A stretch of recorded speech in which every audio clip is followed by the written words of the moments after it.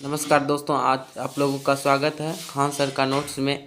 आज ऐतिहासिक काल का जो है हम लोग क्या करेंगे, वन लाइनर क्वेश्चन को करेंगे। तो हड़प्पा सभ्यता की कौन सी मुख्य खाद्यान्न पाई जाती है? तो हड़प्पा सभ्यता की दो मुख्य जो खाद्यान्न पाई जाती है वो है गेहूँ और जौ। क्या पाया जाता है? गेहूँ और जौ। स्वतंत्रता प्राप्ति के का स्वतंत्रता प्राप्ति के बाद सर्वाधिक हड़प्पा कालीन स्थलों की पता कहाँ से चलता है? तो पता सबसे ज़्यादा कहाँ से चलता है?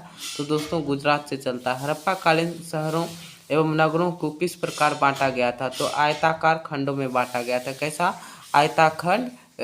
खंडों में बांटा गया था। मानव सभ्यता के समृद्ध काल में किन दो प्रमुख चीज़ों से प्राप्ति हुई? तो मानव सभ्यता काल में दो प्रमुख चीज़ें क्या थी? तो किस चीज़ की प्राप्ति हुई थी? तो गेहूं और कपास की प्राप्ति होती। तो बताइए, सिंधु सभ्यता जो है, सिंधु सभ्यता का समूचा क्षेत्र किस आकार का है? तो त्रिभुजाकार है। सिंधु सभ्यता का जो है आकार कैसा है? त्रिभुजाकार है। हड़प्पा सभ्यता का पूरा क्षेत्रफल कितना है? तो देखिए 1 अरब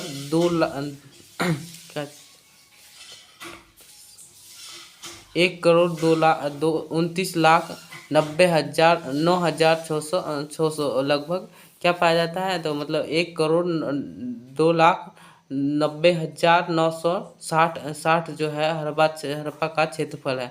अब तक हड़प्पा संस्कृति का लगभग कितना स्थलों का पता लग चुका है? तो 100 स्थलों का। कितना? 100 स्थलों की खोज की जा चुकी है। तो चलिए, हड़प्पा संस्कृति की मुख्य विशेषता क्या थी? तो हड़प्पा संस्कृति का जो मुख्य विशेषता क्या थी? नगर परियोजना प्रणाली थी। नगर योजना प्रणाली थी। हड़प्पा सभ्यता के जो मुख्य विशेषता क्या थी? नगर परियोजना प्रणाली। मोहनजोदड़ो का सबसे महत्वपूर्ण सार्वजनिक स्थल है। तो क्या है? विशाल स्नानागार। कहता है विशाल स्नानागार। मोहनजोदड़ो की सबसे बड़ी इमारतें कौन सी है? अन्नागार। क्या है? अन्नागार। हड़प्पा लोग किससे बने हल का प्रयोग करते थे? तो लकड़ी का प्रयोग करते थे। किससे प्रयोग करते थे? लकड़ी। कहता है सबसे पहले कपास पैदा करने का श्रेय किन लोगों को जाता है? तो सबसे पहले कपास पैदा करने का जो श्रेय दिया जाता है किन लोगों को दिया जाता है? सिंधु निवासियों को दिया जाता है। किनको? सिंधु निवासियों को। कहता है कपास को यूनानी के लोग किस नाम से पुकारते थे? तो सिडन के नाम से पुकारते। कहते हैं बुने हुए सूती कपड़े का एक टुकड़ा कहाँ से मिला है? तो बुने हुए सूती का कपड़ा जो है कहाँ से मिला है? तो मोहनजोदड़ो से मिला है। कहाँ से दोस्तों मिला है? तो मोहनजोदड़ो से मिला है। चलिए आगे चलते हैं। कहता है मेसोपोटामिया अभिलेख में सिंधु क्षेत्र में प्राचीन का नाम क्या है? तो मेलुहु हड़प्पा पाया जाता है। तो मेलुहु पाया जाता है। मेसोपोटामिया अभिलेख सिंधु क्षेत्र में प्राचीन नाम से पाया जाता है। तो मेलुहु। हड़प्पा संस्कृति का लगभग सभी मकान किस प्रकार पाए गए हैं? तो किस प्रकार पाए गए हैं? तो आयताकार दोस्तों पाया गया है। तो कहता है हड़प्पा नगर की संरचना कितने किलोमीटर के घरों में फैली हुई है? तो कहता है 5 किलोमीटर घरों में फैली हुई है। कैसे? ऐसा कौन सा स्थल है जहाँ पर उत्तर हड़प्पाई अवस्था पकाई हुई ईंटों का प्रमाण मिले हैं?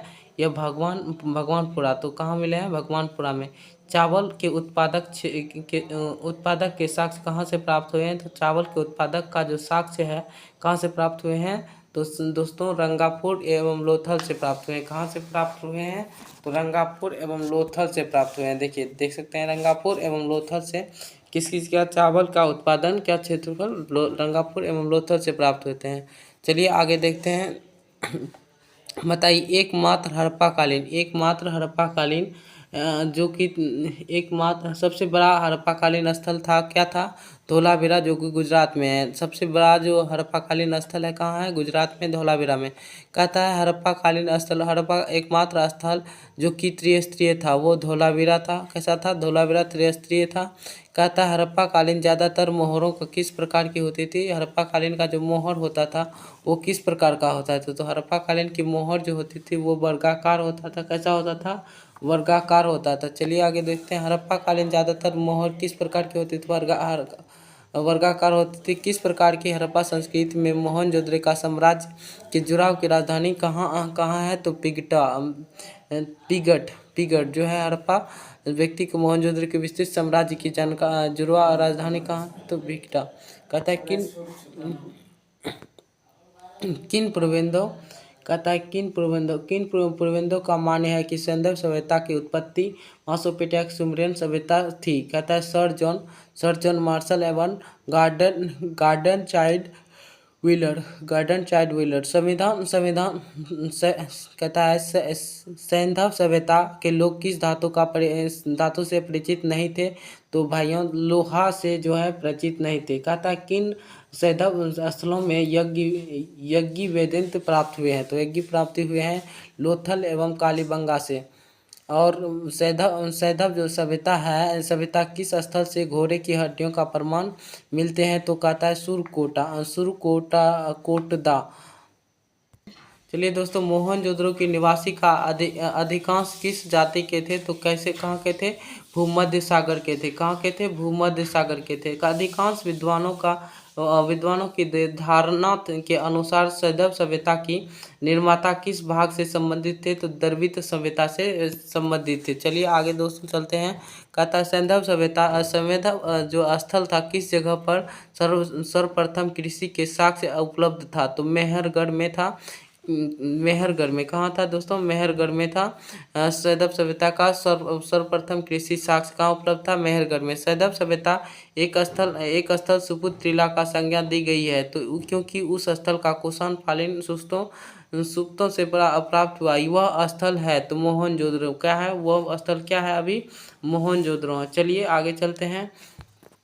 सैंधव सभ्यता की संस्कृति के अंतर्गत मकान के पीछे गली में खुलते थे, परंतु इनका अपवाद कौन कौन सा स्थल है?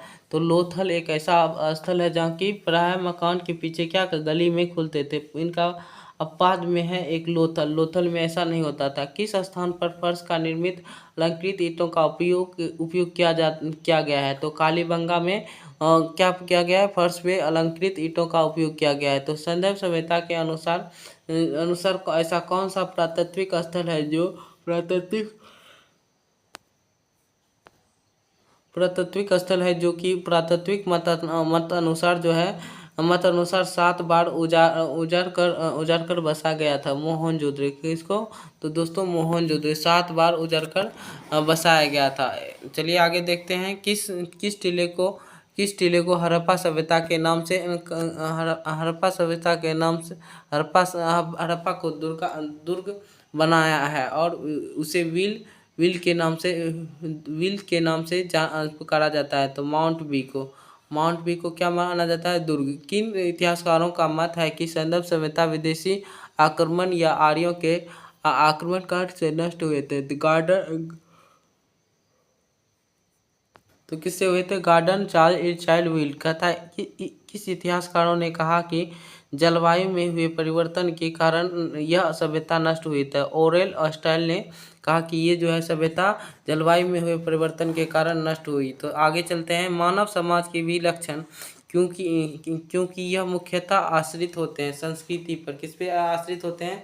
संस्कृति पर ये आश्रित होते हैं। चलिए आगे दोस्तों चलते हैं। चलिए देखिए यहाँ पे आगे देखिए, ये क्वेश्चन है सिंधु घाटी सभ्यता का जो है सिंधु घाटी सभ्यता को आर्यों के पूर्व में रखा जाने वाला महत्वपूर्ण कारण है। तो क्या कारण है? तो मृदभंड है। क्या है दोस्तों? मृदभंड है सिंधु घाटी सभ्यता को पूर्व में रखे जाने का महत्वपूर्ण कारण। कहता है भारतीय पुरातात्विक सर्वेक्षण विभाग के महानिदेशक जॉन मार्शन के निर्देश में रायपुर देखिए दयाराम साहनी के पंजाब वर्तमान में पाकिस्तान जो कि माटी जिले में रावी नदी के तट पर स्थित हड़प्पा का अवशेष मिले थे? तो कब? सन 1921 ईस्वी में। चलिए आगे देखते हैं। सर जॉन मार्शल सर्वप्रथम किस नाम से जाने जाते थे? सिंधु सभ्यता के नाम से जाने जाते थे। किसके नाम से जाने जाते थे? सिंधु सभ्यता के। रंगापुर जहाँ हड़प्पा सभ्यता के समकालीन थी सभ्यता थी तो वह क्या थी? सौराष्ट्र जो कि गुजरात में है। कहता है दोगुड़ी एवं पर्वतीय हड़प्पा पूरा स्थल है जो कि कहाँ है? दोस्तों पंजाब में है। कहाँ है दोस्तों? पंजाब में। सिंधु घाटी सभ्यता का पतन नगर कौन था? लोथल। कहता है सिंधु घाटी के लोग विश्वास करते थे किस पे? मृत शक्ति पे करते थे। किस पे करते थे दोस्तों? मृत शक्ति पे। सिंधु घाटी के लोग विश्वास करते थे किस पे करते थे? मृत शक्ति पे। चौहद्रों का उत्खनन निर्देशक क्या जाता था? तो J.H. मैके द्वारा क्या गया था? चलिए J.H. मैके द्वारा क्या गया था? तो हड़प्पा के उत्खनन करने वाला सर्वप्रथम पुरातात्विक एवं उसके महत्व को नहीं समझा पाया था। कौन? ए किंघम। हाथी दांत के पैमानों एवं हर्पीय संदर्भ में मिला है। तो क्या मिला है दोस्तों? लोथल मिला है। तो लोथल मिला है। चलिए आगे देखते हैं। कहता है हड़प्पा स्थल सैलानी अभी हाल ही में उत्खनन से प्राप्त हुआ है। तो क्या प्राप्त हुआ है दोस्तों? तो मानव सावधान प्राप्त हुआ है। तो कहता है चलिए आगे देखते हैं दोस्तों। कहता है किस पशु का अवशेष सिंधु घाटी की सभ्यता से प्राप्त नहीं हुई है? तो शेर और गाय की जो है अवशेष अभी तक प्राप्त नहीं हुई है। इस पशु की सिंधु घाटी सभ्यता से शेर और गाय का जो है अवशेष नहीं प्राप्त हुआ है। तो वह सभ्यता जो नील नदी के तट पर पनपी है, तो वह कौन सा है? मिस्र की सभ्यता। मिस्र की सभ्यता किस नदी पर पनपी है? तो मिस्र की सभ्यता नील नदी पर पनपी है। तो चलिए दोस्तों, बहुत बहुत धन्यवाद दोस्तों आप लोगों को फुल टाइम वॉच देखने के लिए। आप जुड़े रहिए।